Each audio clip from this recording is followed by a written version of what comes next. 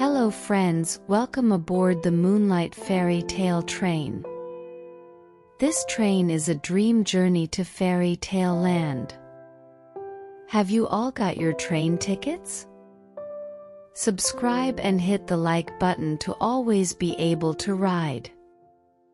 Close your eyes, prick up your ears, and listen in a comfortable position. Today's story is Grimm's Fairy Tales. The story of a youth who went forth to learn what fear was.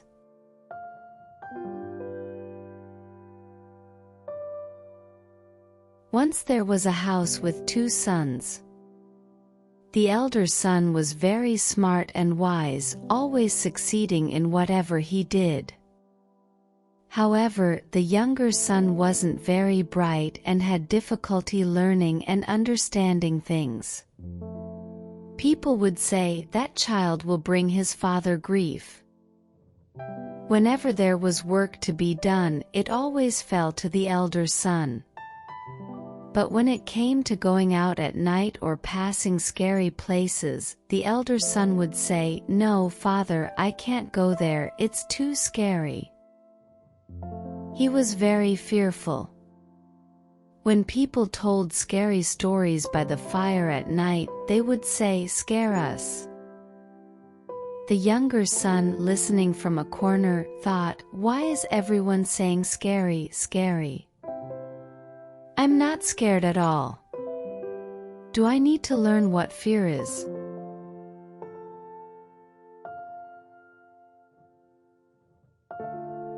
One day the father told him, "You're grown up now and should learn something to earn your living. Look at your brother working. You can't even earn your salt." The younger son replied, "Yes, father. I want to learn. In fact, I want to learn what fear is. I have no clue what it is."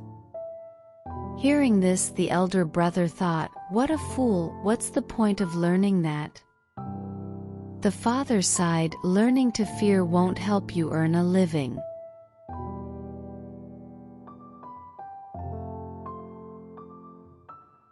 When the steward visited, the father shared his concerns about how his son couldn't learn anything and knew nothing. Imagine, he wants to learn how to be scared. The steward replied, "If that's all, he can learn it with me. Send him my way, I'll polish him up." The father was happy, thinking this might at least teach his son something. So the steward took the son to his house and gave him the job of ringing the church bell. A few days later, the steward woke him at midnight and told him to go up the tower and ring the bell. "You'll learn what fear is soon enough," he thought, and went ahead to hide. When the son reached the top and turned to grab the bell rope, he saw a white figure on the opposite staircase.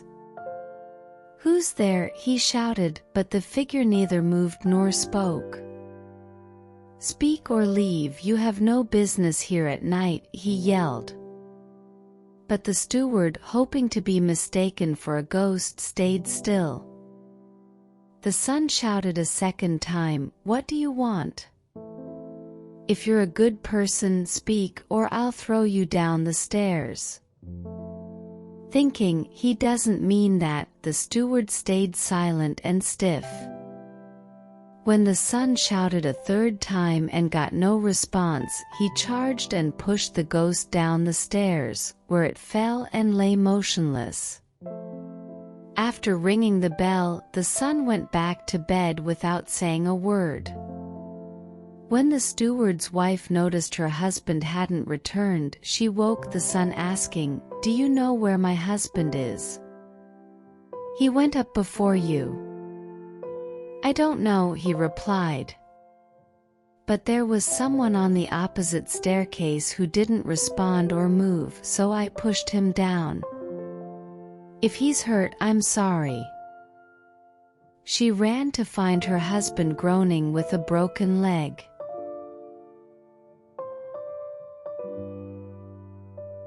The steward's wife ran to the father, exclaiming, "Your son has caused a disaster. He pushed my husband down the stairs, breaking his leg. Get rid of this useless fellow from our house." Shocked, the father scolded his son, "What wicked tricks are these? Has the devil got into you? Please hear me out, father. I'm innocent. He was standing there like a criminal in the night. I didn't know who he was and warned him thrice," the son defended himself. "Ah," the father lamented, "I've never had peace because of you. Leave my sight, I wish to see you no more." "Yes, father, as you wish. Just wait until daybreak and I'll go learn what fear is. Then at least I'll have a skill to support myself." "Do what you will. I don't care," the father said. "Here's 50 thalers. Take them and go into the wide world, and tell no one where you're from or who your father is, for I have reason to be ashamed of you." "Yes, father, as you wish. If that's all you ask, I can remember it."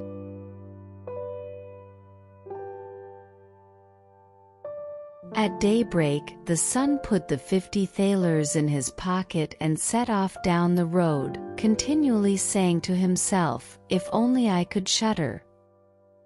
If only I could shudder." A man overheard him and, when they reached a place where they could see the gallows, said, "Look there, 7 men got married to the rope-maker's daughter and are now learning to fly. Sit down beneath them and wait till night falls, and you will learn to shudder." "If that's all," the son said, "it's easily done. If I learn to shudder that quickly, you shall have my 50 thalers. Come to me in the morning." So the son sat under the gallows, waiting till evening. As it got cold, he lit a fire, but at midnight, the wind blew so strongly that in spite of the fire, he couldn't get warm. Seeing the people swinging back and forth in the wind, he thought, "Those up there must be suffering more than me." Out of pity, he set up a ladder, climbed up, untied them one by one, and brought them down by the fire to warm them. But they sat still and the fire caught their clothes. "Take care, or I'll hang you up again," he said. But the dead men didn't hear and let their clothes burn. Annoyed, he said, "If you won't take care, I can't help you. I don't want to burn with you," and hung them back up. Then he sat by the fire, fell asleep, and the next morning the man who had directed him came to claim the 50 thalers, asking, "Well, do you know what shuddering is?" "No," he answered, "how should I? Those fellows up there didn't open their mouths, and were so stupid that they let the few old rags they had on their bodies get burnt." Then the man saw he wouldn't get the 50 thalers that day, and went away saying, "I've never met such a person before."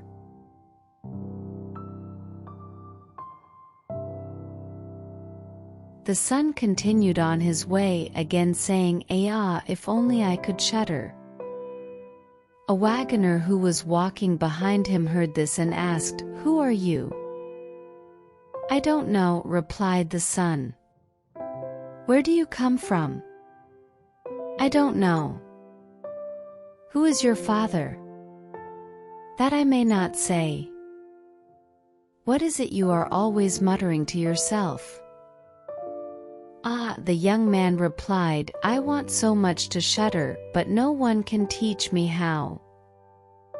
"Leave off that nonsense and come with me," the wagoner said. The son went with the wagoner, and in the evening, they arrived at an inn where they decided to stay the night. At the entrance to the parlor, the son again said quite loudly, "If only I could shudder." If only I could shudder." The innkeeper heard this, laughed, and said, "If that's your desire, there should be a good opportunity for you here." "Ah, be quiet," his wife scolded. "So many prying people have already lost their lives. It would be a pity and a shame if such beautiful eyes as these should never see the daylight again." But the young man said, "However difficult it may be, I want to learn it. For this reason I have ventured forth." He gave the innkeeper no rest until the latter told him that not far from there stood a haunted castle where anyone could easily learn what shuddering was, provided he would watch in it for 3 nights. The king had promised that he who would venture should have his daughter to wife, and she was the most beautiful maiden the sun shone on. Great treasures also lay in the castle, which were guarded by evil spirits, and these treasures would then belong to the poor, and he himself would become rich and free.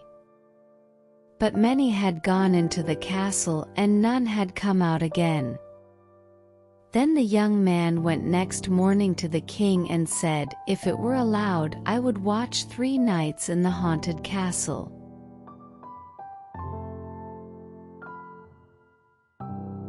The king looked at him, and as the young man pleased him, he said, "You may ask for 3 things to take into the castle with you, but they must be things without life." Then he answered, "Then I ask for a fire, a turning lathe, and a cutting board with the knife." The king had these things carried into the castle for him during the day.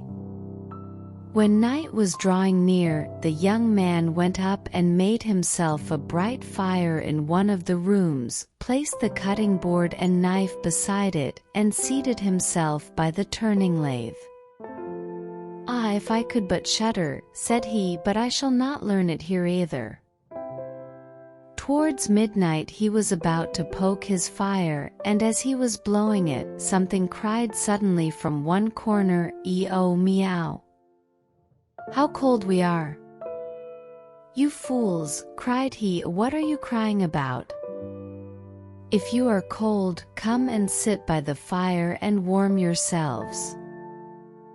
And when he had said that, 2 great black cats came with one tremendous leap and sat down on each side of him, and looked savagely at him with their fiery eyes.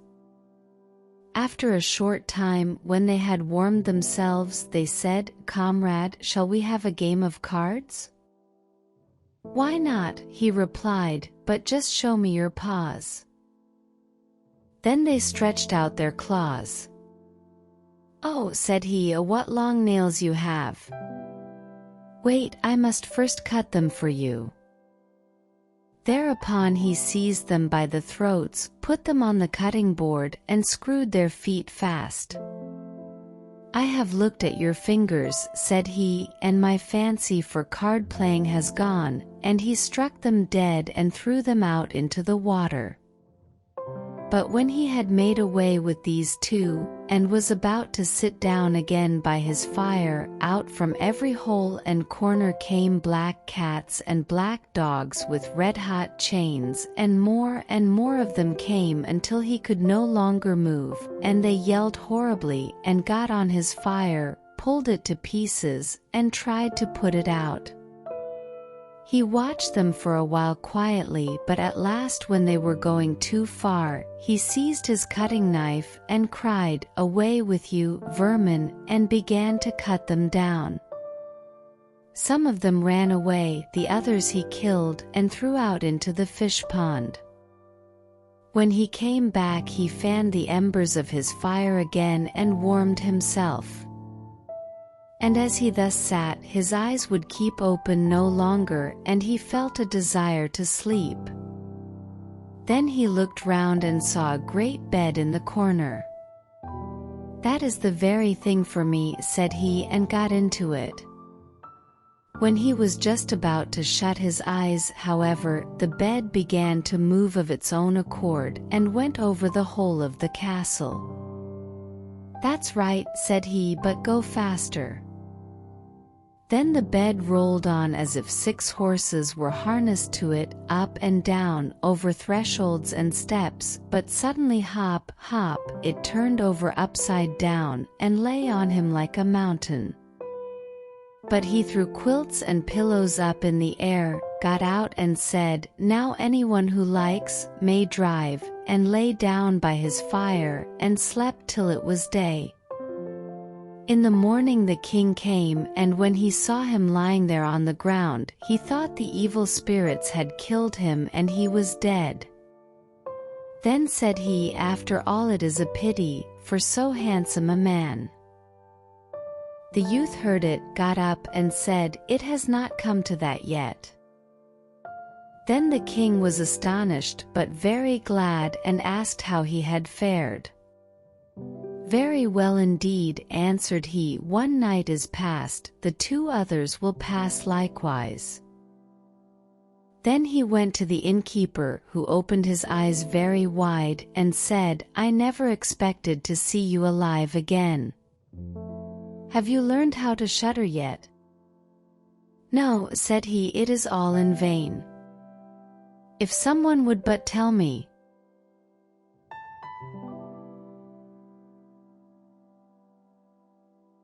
The second night he again went up into the old castle, sat down by the fire, and once more began his old song, "If I could but shudder."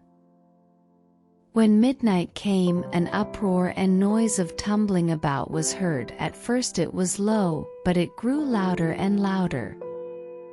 Then it was quiet for a while, and at length with a loud scream, half a man came down the chimney and fell before him. "Hullo," cried he, "another half belongs to this. This is not enough." Then the uproar began again, there was a roaring and howling, and the other half fell down likewise.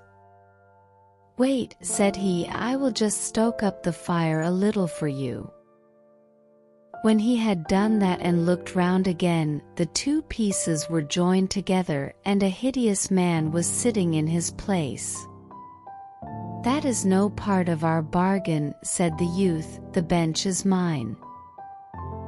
The man wanted to push him away. The youth, however, would not allow that, but thrust him off with all his strength, and seated himself again in his own place. Then still more men fell down, one after the other. They brought 9 dead men's legs and 2 skulls, and set them up, and played at 9 pins with them.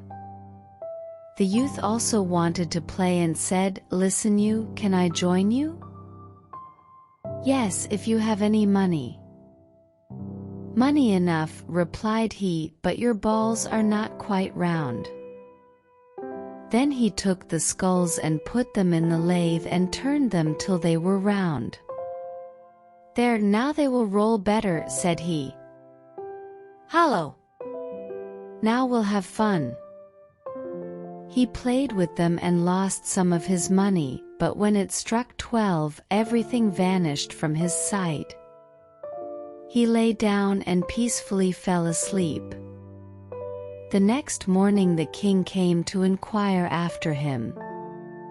"How has it fared with you this time?" asked he. "I have been playing at 9 pins," he answered, "and have lost a couple of farthings." "Have you not shuddered then?" "What," said he, "I have had a wonderful time. If I did but know what it was to shudder."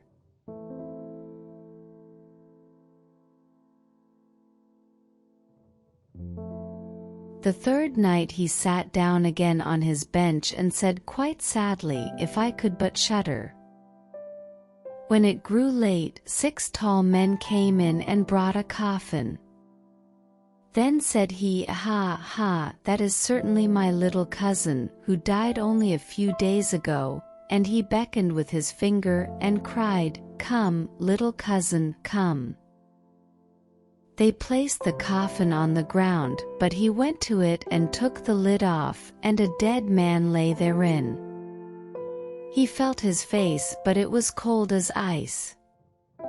"Wait," said he, "I will warm you a little," and went to the fire and warmed his hand and laid it on the dead man's face, but he remained cold.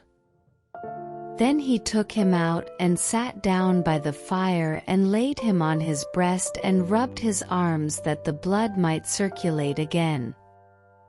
As this also did no good, he thought to himself, when two people lie in bed together, they warm each other, and carried him to the bed, covered him over and lay down by him. After a short time the dead man became warm too, and began to move. Then said the youth, "See, little cousin, have I not warmed you?" The dead man, however, got up and cried, "Now will I strangle you." "What?" said he, "is that the way you thank me? You shall at once go into your coffin again." And he took him up, threw him into it, and shut the lid. Then came the 6 men and carried him away again. "I cannot manage to shudder," said he. "I shall never learn it here as long as I live."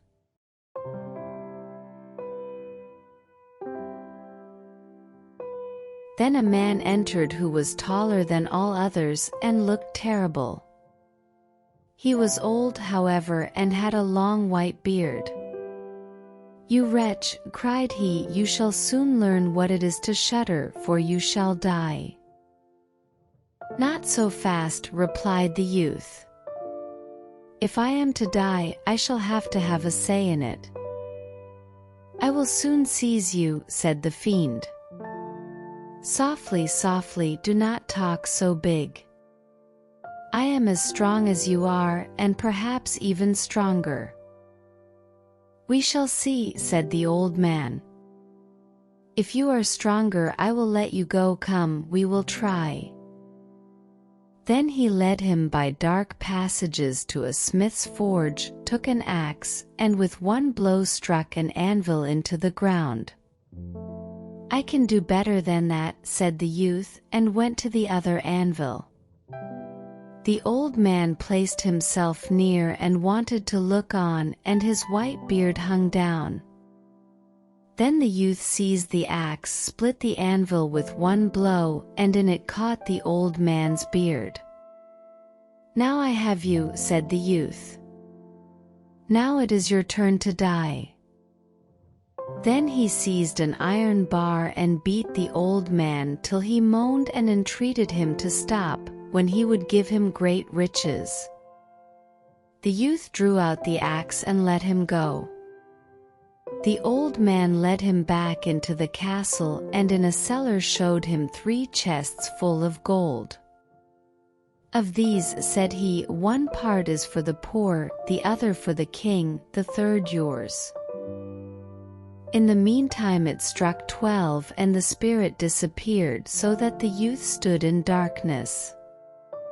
"I shall still be able to find my way out," said he, and felt about, found the way into the room, and slept there by his fire. Next morning the king came and said, "Now you must have learned what shuddering is?" "No," he answered, "what can it be?" "My dead cousin was here, and a bearded man came and showed me a great deal of money down below, but no one told me what it was to shudder." "Then," said the king, "you have saved the castle and shall marry my daughter." "That is all very well," said he, "but still I do not know what it is to shudder."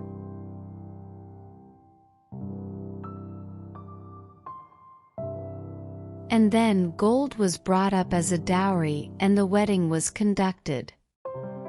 But however much the young king loved his wife, and however happy he was, he still said always, "If I could but shudder, if I could but shudder." And this at last angered her. Her waiting maid said, "I will find a cure for him, he shall soon learn what it is to shudder." She went out to the stream which flowed through the garden, and had a whole bucket full of gudgeons brought to her. At night when the young king was sleeping, his wife was to draw the clothes off him and empty the bucket full of cold water with the gudgeons in it over him, so that the little fishes would sprawl about him. When this was done, he woke up and cried, "Oh, what makes me shudder so? What makes me shudder so, dear wife? Ah! Now I know what it is to shudder." He was terrified to see his wife.